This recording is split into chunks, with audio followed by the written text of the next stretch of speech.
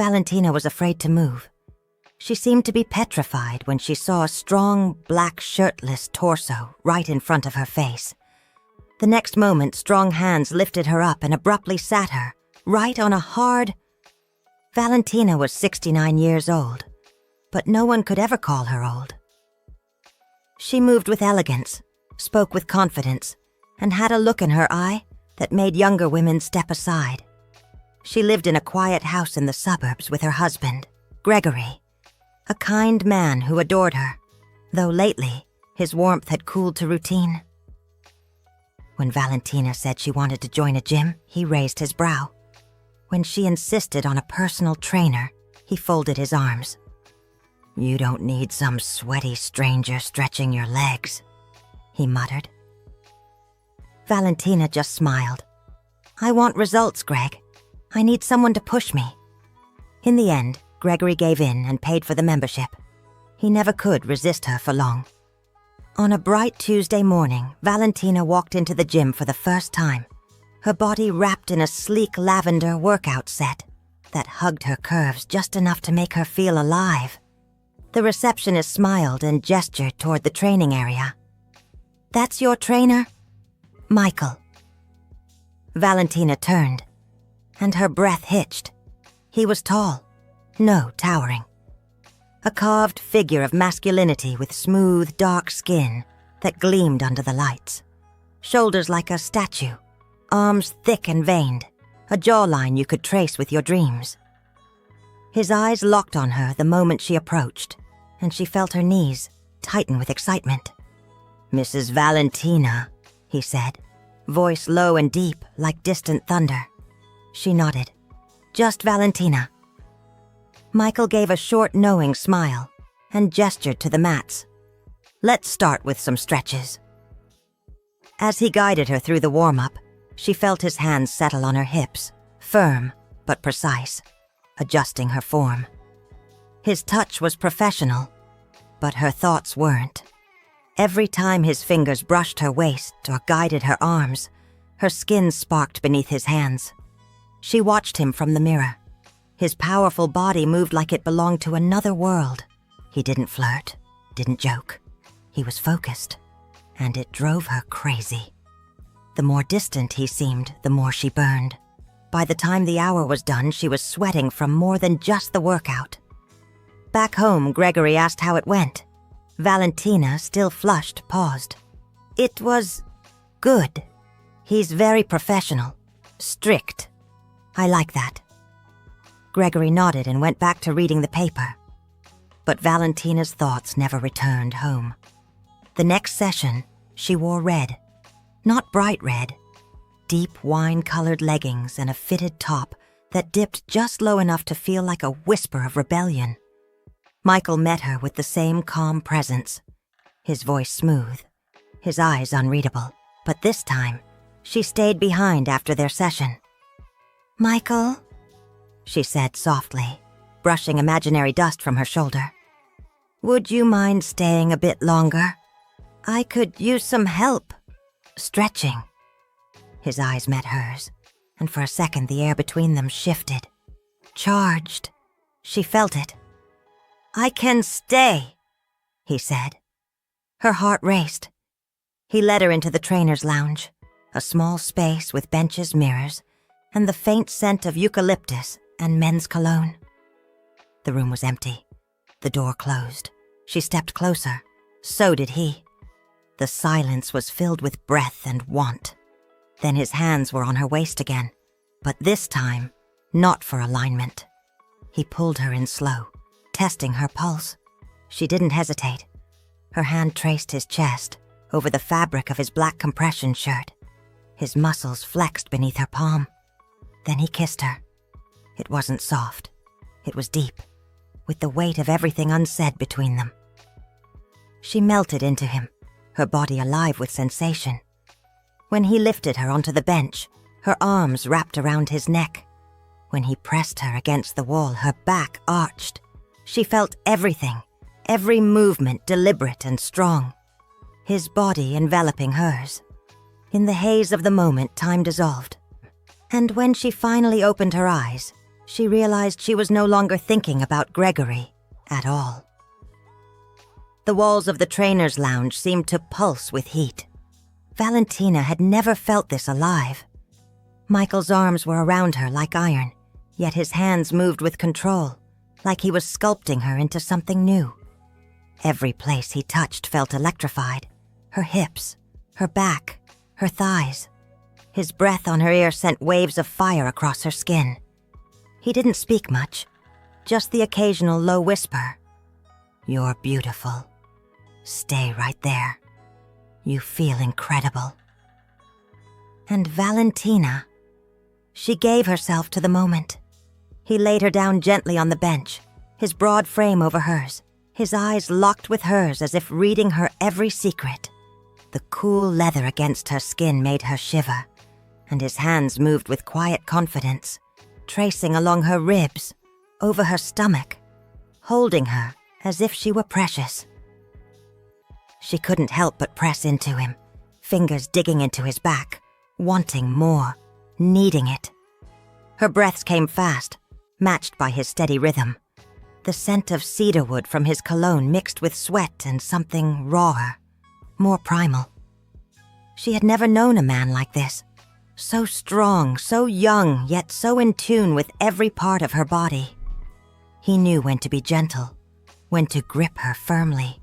He knew how to kiss her neck until she moaned, how to pin her hips just right, how to lift her against the wall and make her feel weightless. The sounds they made echoed softly through the room. Gasps, quiet sighs, whispered names. At one point, he carried her to the shower in the back, water running warm over their skin. He pressed her against the tiles, her hands on his shoulders, legs wrapped around him, his lips moving across her collarbone, her jaw, her mouth.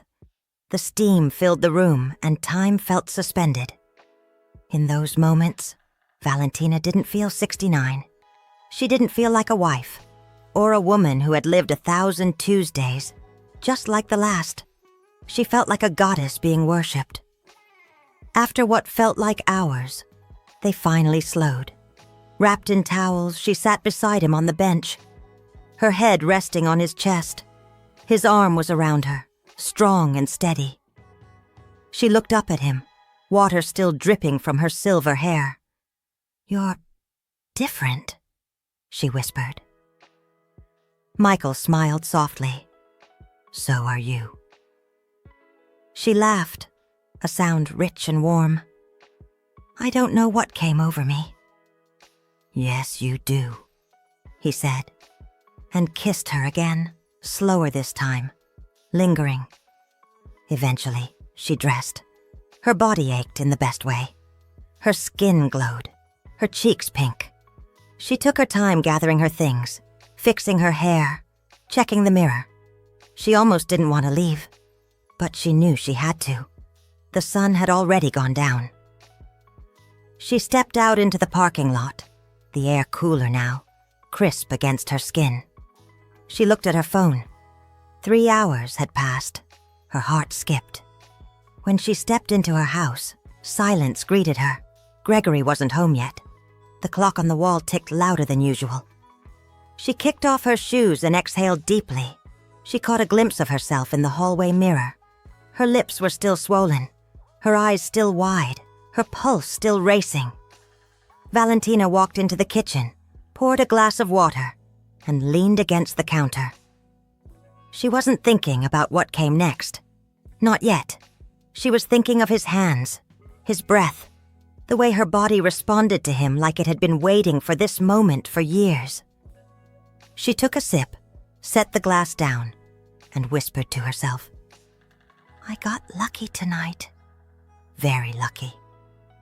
The next morning arrived too soon. Sunlight crept between the blinds and brushed across Valentina's bare shoulder as she lay in bed, sheets tangled around her like soft silk ropes. Gregory's side was empty. He'd come in late, quietly, and left early. He kissed her forehead as she stirred in her sleep, unaware of the fire that still burned beneath her skin. She opened her eyes slowly, stretching with a lazy smile, her muscles aching in the most delicious way. Her body still hummed with memory. Her pulse quickened at the thought of Michael. His voice, his hands, the way he whispered her name like it was something sacred. She touched her neck, as if expecting to still feel the heat of his breath.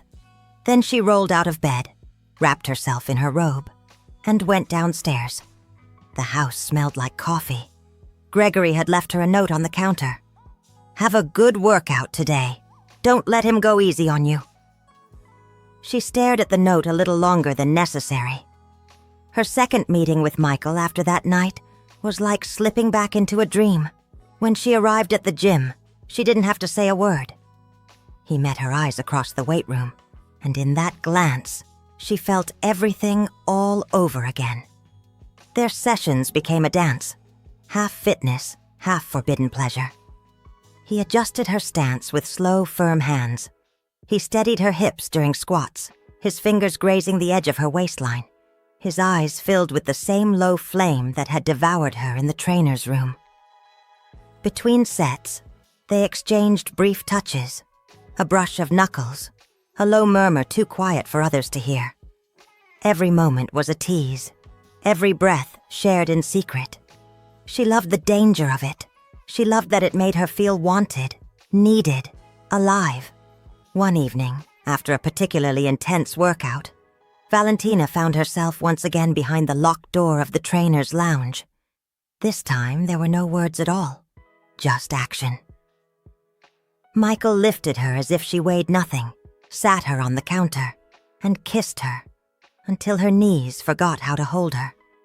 She clutched the edge of the sink as he ran his hands beneath her shirt, his fingers warm, his touch confident. They moved together in rhythm, her back arching, his breath ragged against her skin. He pressed her against the mirror, and their reflections fogged up from the heat of their bodies. In the quiet after, as she buttoned her blouse and slipped her shoes back on, Michael stood behind her, his hand resting lightly on her hip. "Still want me to push you?" he asked with a playful smirk. She turned, kissed his shoulder, and whispered, "Harder." But that night, Valentina lost track of time again.